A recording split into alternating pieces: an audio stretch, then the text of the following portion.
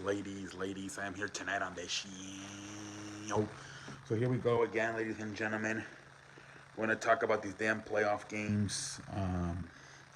The Heat and the Lakers and the Warriors. Man, let's talk about the Lakers and let's talk about the Heat and the Knicks first, man. 106, 105, 85, man. 86, man. 20-point game. Freaking, man, I don't know what's going on. No, Julius Randle went back to sucking ass tonight, man. Only 10 points. RJ Barrett didn't really have a good game either. Bronson was, I guess, was okay. 20 points, took 7 shots, made 20 of them. But he took 3-pointers and he missed all of his 3-pointers. Man, freaking Emmanuel I think Emmanuel quickly got hurt in this game. He got hurt. The only one, I don't know. Did he come back? I think Emmanuel quickly. I can't remember if he came back or not. But he only had 12 points. Same thing. He struggled. He took 12 shots, only made 4. Freaking Randall's back to sucking ass. I don't know, man. It might be over, man. Eric Spoelstra might have figured them out. Jimmy Butler, man. I don't think they can beat him with Jimmy Butler, man. That game 2, they got lucky. And even in that game 2, I thought Miami had a chance. Like I said, I critiqued like guys like Kevin Love and Kyle Lowry for not stepping up as veterans, at least for one game. Even Bam Adebayo could have been a little bit better. But I do believe Miami was in position to win that game if they would have gotten one of their veteran players like Bam Adebayo, Kevin Love, or Kyle Lowry to play better in that game because they had a chance to win that game.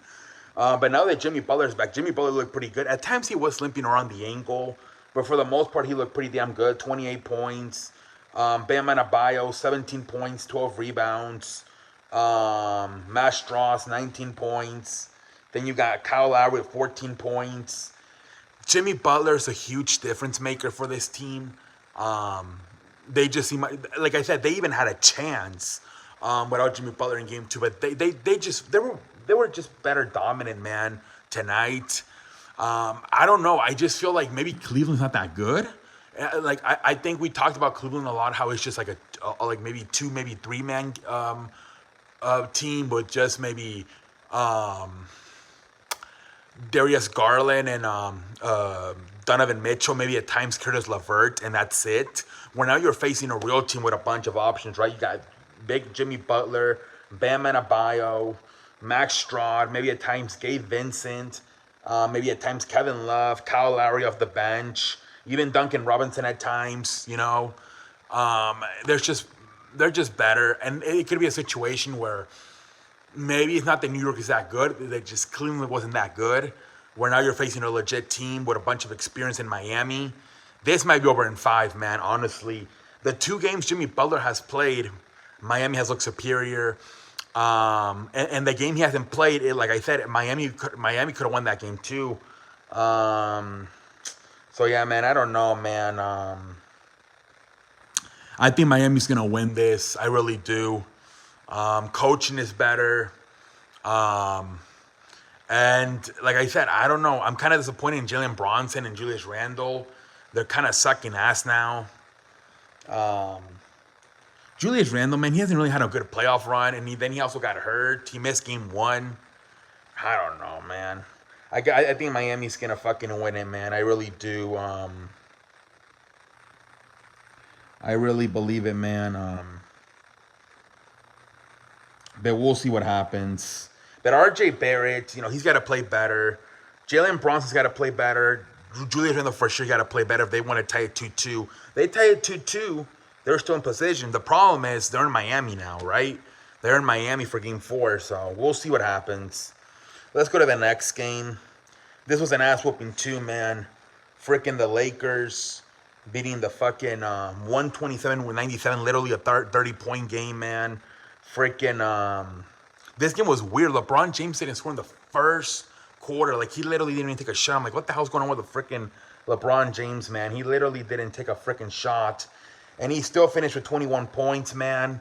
But again, Anthony Davis showed up tonight. He wasn't as fantastic as he was in game 1, right? With 30 points and 23 rebounds. but he still played much better. When he had what was it, like 11 points, 7 rebounds in game 2. Tonight he had 25 points, 13 rebounds. He was much better tonight. He could have even shot better. He wasn't even that aggressive. He only took 10 shots and he made 7 of them. But maybe it was because of the butt whooping, right? He didn't even need to. But he could have had a lot more than this if he wanted to. I believe he sat out most of the fourth quarter, if not the entire fourth quarter. But yeah, man. And this was one of those because a lot of people are saying Anthony needs to have like 30, 40 points. This was pretty good, pretty good average, 25 and 13. Only 10 shots. This is not, you're not asking him to carry the team, right? That's pretty, I think that's pretty doable, right? 25 and 13 and only 10 shots. So that's not really having to carry the team on your back. So, a lot of people were saying if Anthony Davis doesn't drop somewhere between like 30-15 or maybe even 45-17, 45-21, some shit like that, they're not going to be able to beat them. I thought tonight it was very good, above average performance. Like I said, he shot it fantastic, making 7 out of 10 shots. But it wasn't like a wow, what a game by Anthony Davis, right? Only 25 and 13. LeBron James didn't even score in the first quarter. He still finished with 21 points. D'Angelo Russell was fantastic, 21 points. Austin Reeves, he's kind of struggling right now, only 10 points. He took 8 shots, only made 2. Dennis Schroeder, 12 points off the bench. Looney Walker, he was pretty good tonight, 12 points. But yeah, man, I thought tonight was a game where Anthony Davis was good, but it wasn't like he was a spectacular. And they still won the game, man. I thought it was a game where the Lakers dominated them, but at the same time, they didn't need that big-ass performance from like Anthony Davis or even LeBron James to win it, or even like a role player. Everybody was just okay, like a little bit above average, and it was fine. So this is a good sign for the Lakers. If you're a Lakers supporter, you're part of this franchise, or you support this franchise, like, okay, that's a good sign. We don't need Anthony Davis to go bananas. We don't need LeBron James to go bananas. Just be good. Just be average, a little bit above average, and we have a chance. Look at the Warriors, man. The problem for the Warriors is once Jordan Poole goes cold from the bench, they're kind of screwed. They're kind of like the Suns, where they don't really have a bench. Like tonight, like Kuminga, 10 points. Kevon Looney, 3 points. Lamb, 3 points. Gary Payton, 8 points. Dante DiVincenzo. DiVincenzo got a chance tonight, and he's still 22 minutes, took 8 shots, only made 2 of them. I don't know what the hell has happened to Dante DiVincenzo. Jordan Poole, 5 points, took 9 shots, only 2 points. I'm very shocked with how bad this bench is. I really am. Like, I cannot believe, like, Dante DiVincenzo and Jordan Poole, Jonathan Kuminga, very disappointed with these guys. I really thought this bench, like, I cannot believe this bench is this bad. With the Phoenix Suns, I get it, man. Their bench got depleted for the trade with Kevin Durant. But this bench right here, like, I thought you had some guys in Jordan Poole, Dante DiVincenzo, Jonathan Kuminga. And unless Jordan Poole gets hot occasionally, and it's getting to the point where Jordan Poole, you need to have like a freaking supermodel. Otherwise, he doesn't get motivated to play. And they had Kim Kardashian, but I guess he wasn't motivated tonight. Yeah, so you got 10 out of Kuminga, but it didn't even matter. That is a problem that is huge for the Warriors. When Jordan Poole's not on, this bench is pretty much useless, just like the Phoenix Suns bench. I thought that eventually maybe a guy like Dante DiVincenzo would snap out of it. And tonight he had a chance, especially getting a bunch of playing time in the second quarter with the blowout. And like I said, couldn't really snap out of it. Took 8 shots, only made 2 of them for 5 points. I don't know. That's a huge problem for the Warriors, their fucking bench. Klay Thompson, he didn't play that good either. He took 14 shots, only made 5, 15 points. Curry, he's been, average 23 points. Wiggins, 16 points. You don't get nothing out of the front line. JaMychal Green, 2 points. Draymond Green, 2 points. I'm not sure what Steve Kerr is thinking by starting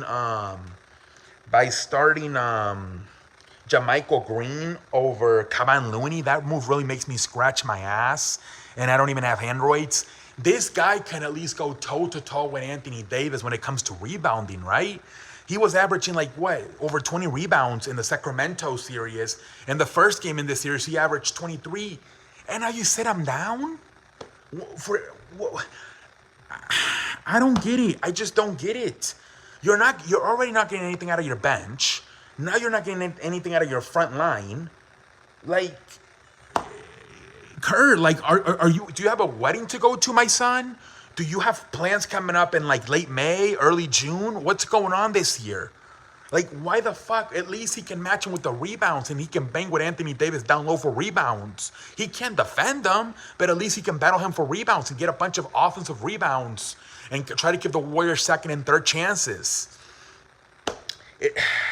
They have nothing from the front line, scoring-wise. They get nothing from the bench, scoring-wise. This is... I don't know what the Warriors are doing, man. If their bench sucks, their bench sucks. I'm surprised their bench sucks. I thought Kuminga, Demenchenko, Jordan Poole were good. Jordan Poole's hot and off. Dante Demenchenko, Kuminga, I don't know what the fuck has happened to them. Why do you not at least put Kevon Looney in there? Especially if you're struggling scoring, to give you second and third chances points with offensive rebounds. I don't understand that move at all by Steve Kerr. I really don't. Somebody explain it to me. Somebody educate me, and I ain't talking books. I don't know, man. We'll see what happens, man. I think the Warriors, I thought they were going to win this because I thought it was going to come down to the Lakers are too Anthony Davis dependent, and you can't trust Anthony Davis on a consistent level, right? But now that you saw this game and that he only had to score 25 points and they won, now Anthony Davis is so I don't even have to maybe take a game off because I think maybe that was his mentality, right? I had fucking 30 and 23 in game one. I'm going to take it easy tonight. Let's go back to Los Angeles 1-1. And then I think tonight he's sitting there scratching his ass and he doesn't even have hand. He's like, wait a minute. It only took 25 and 13? That's it? And we won by 30?